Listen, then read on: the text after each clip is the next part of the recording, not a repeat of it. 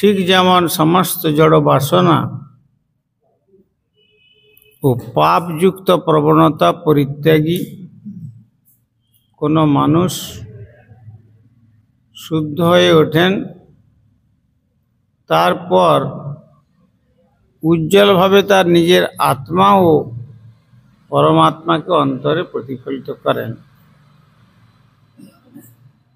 সেই ভাব শুকদেব গোস্বামী চরণ মহারাজ পরীক্ষিতকে অবলম্বন করে এই শুদ্ধ ভক্তের অন্তর কি প্রকার নির্মল সেই কথাই বর্ণনা দিচ্ছে।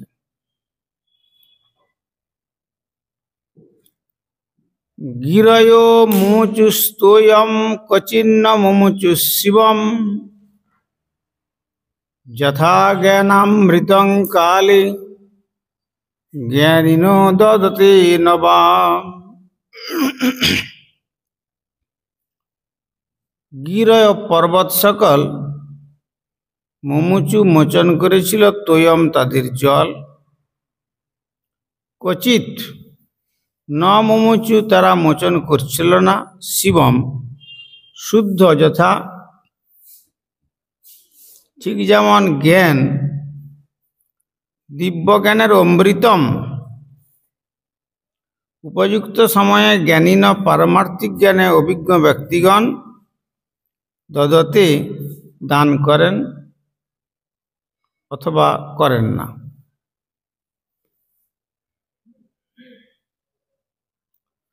অপ্রাকৃত বিজ্ঞানে অভিজ্ঞ ব্যক্তিগণ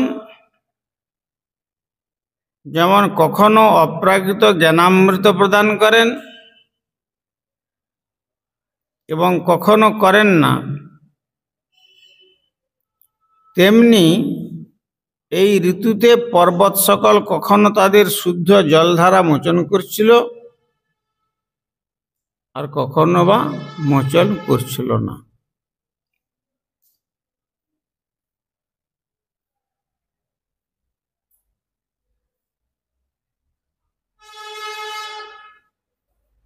দুটি ভাবের কথা এখানে বলেছেন।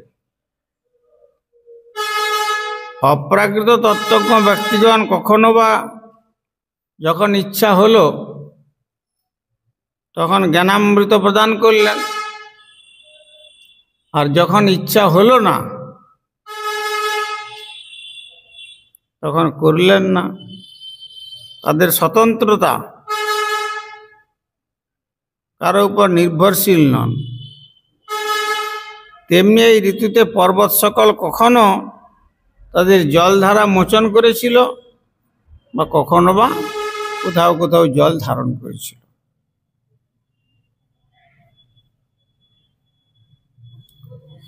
এই অধ্যায়ের প্রথম অংশে বর্ষা ঋতুর বর্ণনা করে দ্বিতীয় অংশে শরৎ ঋতুর সম্বন্ধে আলোচনা করা হয়েছে।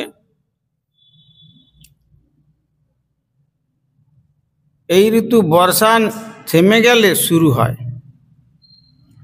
বর্ষাকালে পর্বত থেকে সব সময় জল প্রবাহিত হয়, শরৎকালে কখনো জল প্রবাহিত হয় কখনো হয় না। তেমনি মহান আচার্যগণ কখনো বিস্তারিতভাবে পারমার্থিক জ্ঞান বর্ণনা করেন,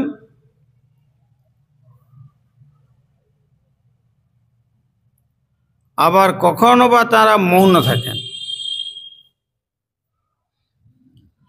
আত্মজ্ঞানী পুরুষ নিবিড়ভাবে পরমাত্মার সংস্পর্শে থাকেন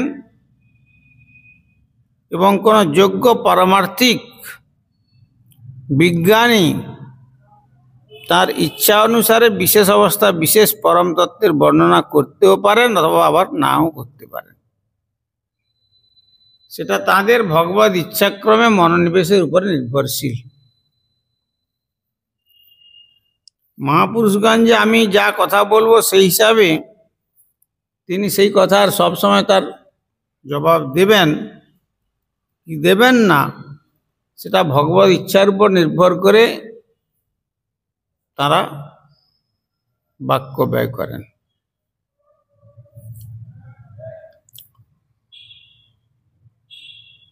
নৈবা বিদংস্ক্রিয়মাণম জলং গাধ জলেচরা জয়াউরন্নহং খজ্যং নরা মূঢ়া কুটুম্বিনঃ না এব অবিদন ক্ষীয়মানম। বস্তুত জানতে পারে ক্ষীয়মানম, ক্ষীয়মান জলম জল, গাধ জলে মানে অগভীর জলে, চরা যারা চলাফেরা করে, যেমন আয়ু তাদের আয়ুষ্কাল অনুহম প্রতিদিন ক্ষজ্যম ক্ষীয়মান, নরা মানুষেরা মূঢ়, কুটুম্বিন পরিবারের সদস্যদের সঙ্গে বাস করে। অর্থাৎ এখানে বলছেন মূঢ় সংসারী মানুষেরা অতিক্রান্ত দিনগুলির সঙ্গে কিভাবে তাদের আয়ু ক্ষয় হচ্ছে তা যেমন দেখতে পারে না। মূঢ় সংসারী মানুষেরা অতিক্রান্ত দিনগুলির সঙ্গে কিভাবে তাদের আয়ু ক্ষয় হচ্ছে তা যেমন দেখতে পারে না, তেমনই ক্রমশ ক্ষীয়মান জলে সন্তরণরত মৎস্যরা জলের ক্ষীয়মানতার কথা একেবারেই জানতে পারে না। এখানে যে জল কম আছে, ভবিষ্যতে যে আমার এখানে মৃত্যু হতে পারে, এটা তারা জানতে পারে না। মূঢ় মানুষগণ যেমন সংসারে অতিক্রান্ত দিনগুলির পরমাণু ধীরে ধীরে বিনষ্ট হয়ে যাচ্ছে সেটা যেমন তারা বুঝতে পারে না, তেমনি এদেরও এই অবস্থা হয়।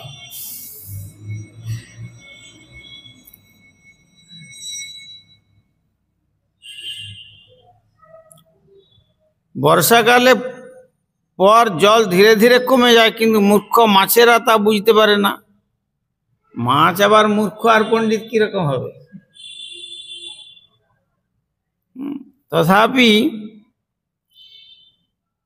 তো বর্ষাকালে জল ধীরে ধীরে কমে যায়, কিন্তু মাছেরা তা বুঝতে পারে না। এভাবে তারা প্রায় সরোবরের তীরে বা নদীর তটে আবদ্ধ হয়ে পড়ে। যখন চতুর্দিকে চর বেরিয়ে যায় তখন গহ্বর জায়গার মধ্যে আবদ্ধ হয়ে যায়। তেমনি যারা সংসার জীবনে মোহিত তারাও বুঝতে পারে না যে তাদের জীবনের বাকি অংশ ক্রমাগত কমে আসছে। এভাবেই তারা ভগবত চেতনাতে শুদ্ধ হতে ব্যর্থ হয়ে জন্ম মৃত্যুর চক্রে আবদ্ধ হয়ে পড়ে। তারা বুঝতে পারে না যে তাদের পরমায়ু দিনে দিনে দিনে দিনে ক্ষীণ হয়ে যাচ্ছে, এটা তারা বুঝে উঠতে পারে না।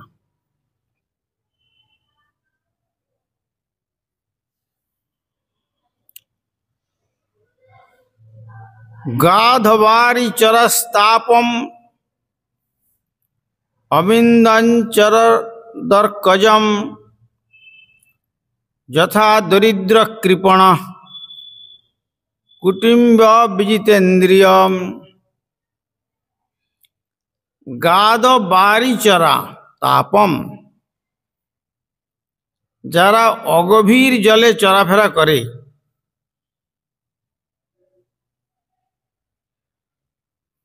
যারা অগভীর জলে চলাফেরা করে,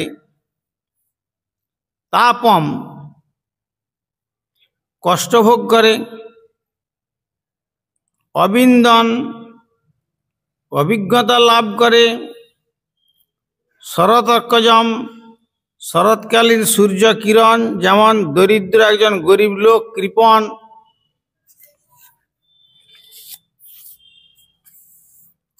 কুটুম্বী সংসার জীবনে নিমগ্ন, অবিজিত ইন্দ্রিয় ও ইন্দ্রিয়গুলিকে নিয়ন্ত্রণ করেন। অর্থাৎ এখানে বলছেন যে কৃপণ ও সংসার জীবনে অতিশয় নিমগ্ন দরিদ্র পীড়িত ব্যক্তি যেমন তার ইন্দ্রিয়গুলিকে সংযম করতে না পারার জন্য কষ্ট ভোগ করে। এক হচ্ছে যারা কৃপণ। কৃপণ কাকে বলে?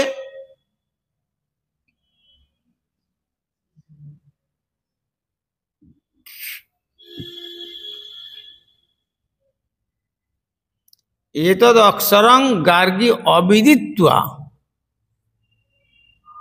অস্মাৎ লোকান প্রৈতি যশ এব কৃপণ।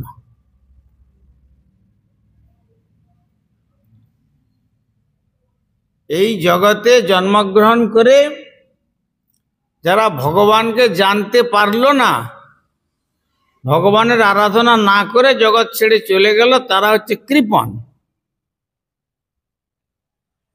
আর এত অক্ষরং বিদিত্ব আসমাল লোকার প্রৈতি যশ শৈব ব্রাহ্মণ। আর ব্রাহ্মণ তাকে বলেছে যারা এই জগতে জন্মগ্রহণ করে ভগবানের আরাধনা করলো, আরাধনা করে জগৎ ছেড়ে চলে গেল, তারা হচ্ছে ব্রাহ্মণ। এ হচ্ছে ব্রাহ্মণ এবং কৃপণের মধ্যে উপনিষদে এই প্রার্থনা জানিয়েছেন।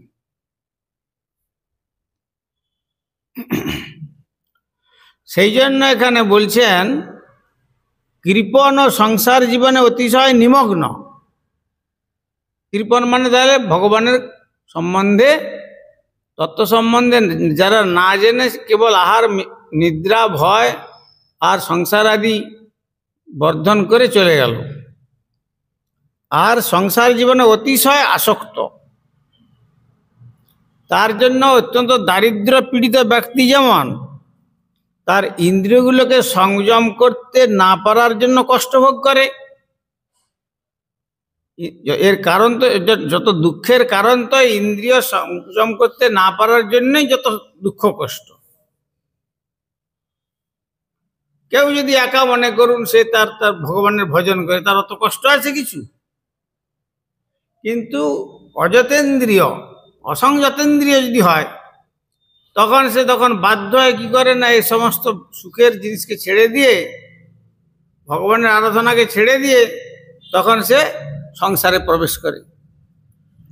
সংসারে প্রবেশ করা মানে আমাদের গুরুবর্গ বলতেন সেখানে দাবানল। সেই দাবানলের মধ্যে প্রবেশ করলে কি হয়? অগ্নি তাপ পাওয়া যায়, পুড়ে যায়। সেই রকম যারা ভগবানের আরাধনা করলো না, তাদের কারণটা হচ্ছে ইন্দ্রিয়ের সংযম শূন্যতা, যার জন্য তারা যত দুঃখ কষ্ট ভোগ করে। যেমন মঠ মন্দিরে যারা আছে তাদের কি কোনো আহারের চিন্তা করতে হয়? তারা জানে যে ভগবানের এখানে আছি, ঠাকুর প্রসাদের ব্যবস্থা করবেন, কোনো চিন্তা করতে হয় না। আর যাদের বাড়ির উঠানে পা দেওয়ার ক্ষমতা নাই, তারাও পর্যন্ত মন্দিরে এসে তাদের পা স্পর্শ করে পায়ের ধুলো নেয়। আর কেউ হয়তো দেখা গেল যে প্রচুর দ্রব্য সামগ্রী, কাপড় চুপড় সাধুদের সেবার জন্য এসে দিয়ে চলে গেল, ভগবানের সেবার জন্য দিয়ে চলে গেল।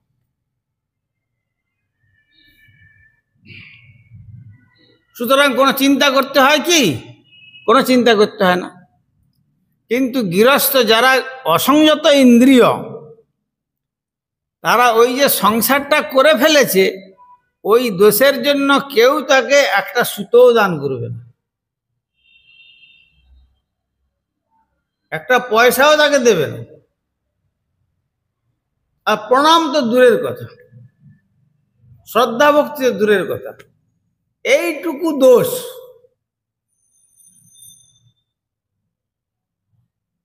শুধু ইন্দ্রিয়টাকে সংযত করতে না পারার দরুন যত দুঃখ জ্বালা যন্ত্রণা অশান্তি হাহুতাশ তাকে সমস্ত জীবনের শেষ মুহূর্ত পর্যন্ত ভোগ করতে হয়।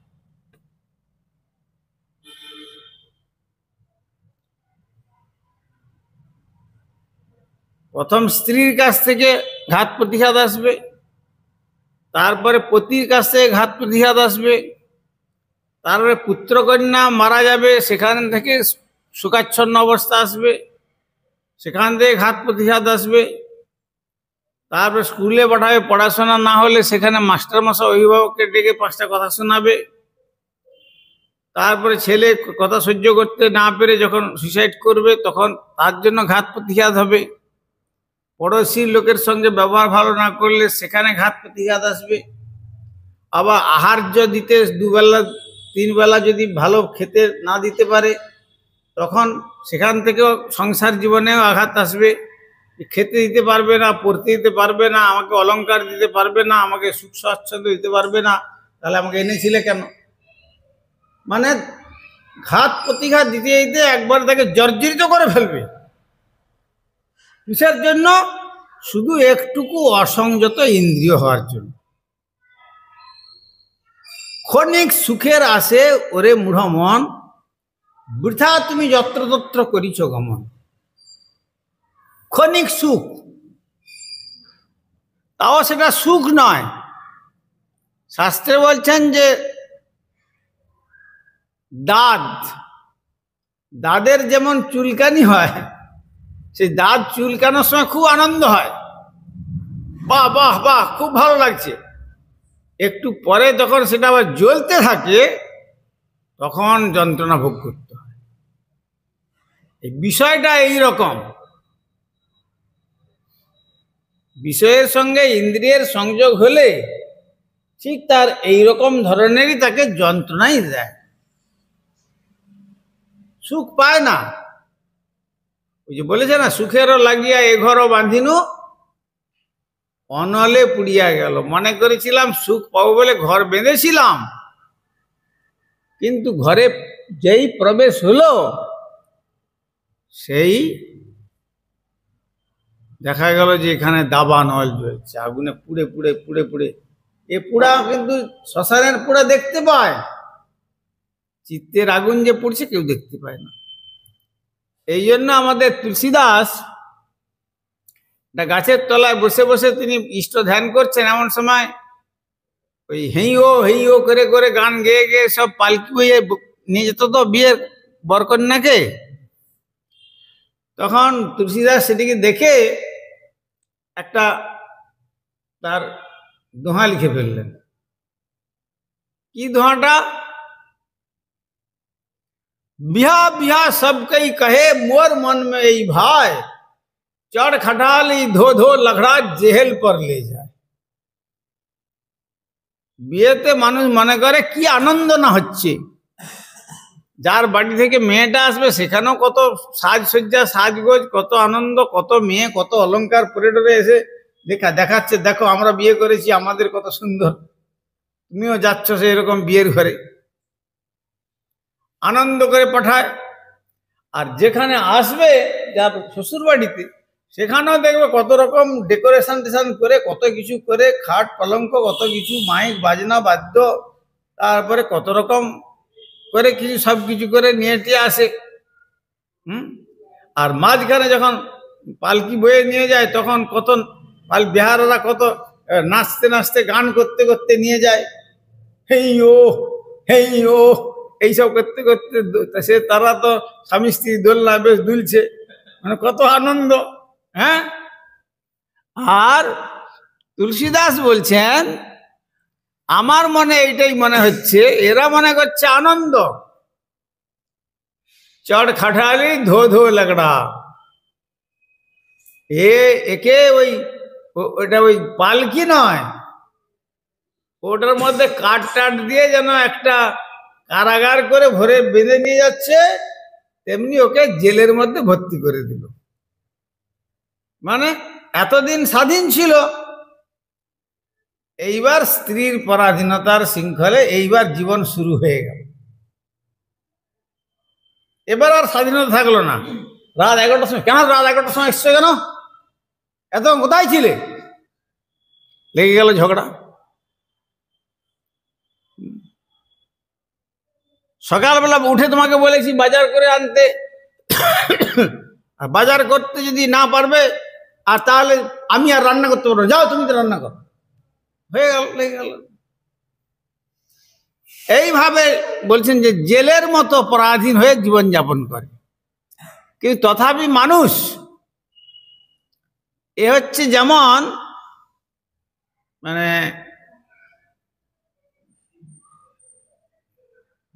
এই এই কুইনাইন আগেকার যে ম্যালেরিয়া হলে কুইনাইন থাকতো না,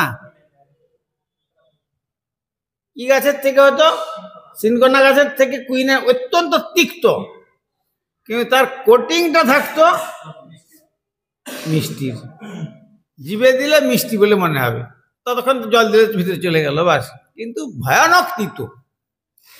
তেমনি সুগার কোটিং,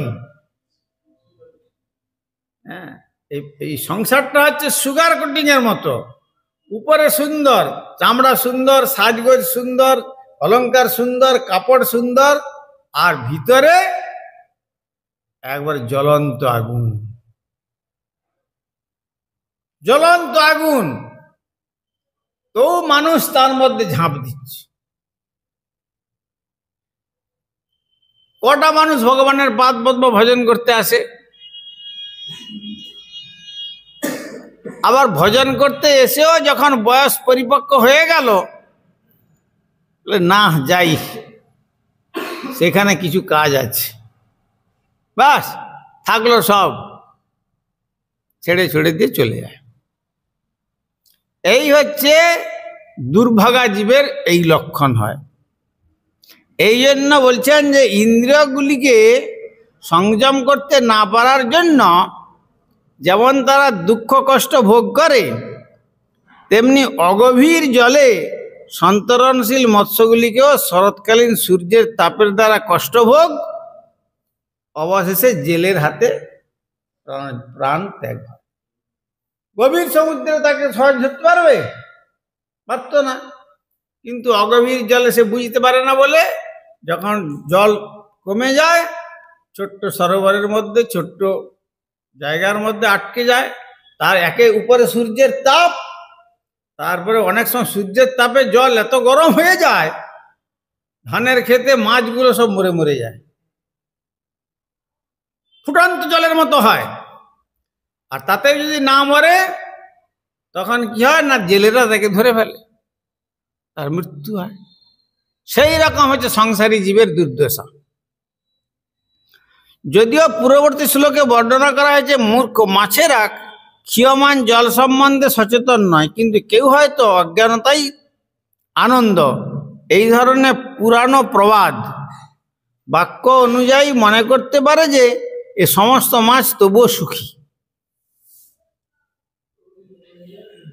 পুরানো প্রবাদ মনে করে যে বেশ সুখে আছি, এই যাচ্ছে এই সরোবরে, এখান থেকে ছুটে চলে গেল সে মাস পর্যন্ত, আবার এদিকে ঘুরে আসছে, তারপরে স্ত্রী মৎস্যের সঙ্গে মিলিত হচ্ছে, তারপরে ডিম দিচ্ছে, বাচ্চা দিচ্ছে, তারপরে মানুষ দেখতে পেয়ে ধরে ফেলছে, শেষ পর্যন্ত মৃত্যু। এই হচ্ছে।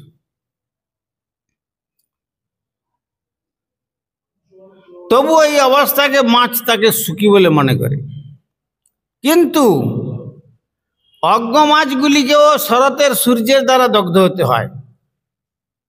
অজ্ঞ যে মাছ, অজ্ঞ মাছগুলিকেও শরতের সূর্যের দ্বারা দগ্ধ হতে হয়। তেমনি যদিও সংসারে আসক্ত কোনো মানুষ তার পারমার্থিক জীবনের অজ্ঞতাকে পরম সুখময় বলে মনে করতে পারে, যদিও সংসারে আসক্ত কোনো মানুষ তার পারমার্থিক জীবনের অজ্ঞতাকে পরম সুখময় বলে মনে করতে পারে, কিন্তু সংসার জীবনের সমস্যা দ্বারা তাকে ক্রমাগত কেবল বিব্রতই করে, দুঃখ জ্বালা যন্ত্রণাতে ক্লিষ্ট করে দেয়, এবং প্রকৃতপক্ষে তার অনিয়ন্ত্রিত ইন্দ্রিয়গুলি শেষ পর্যন্ত তাকে উপশমহীন তীব্র দৈহিক যাতনাময় অবস্থার দিকে নিয়ে যায়, পরপর তীব্র যাতনার দিকে নিয়ে যায়। কৃপা সিন্ধু ভৈব চ পতিতানাং পাবনেভ্যো বৈষ্ণবেভ্যো।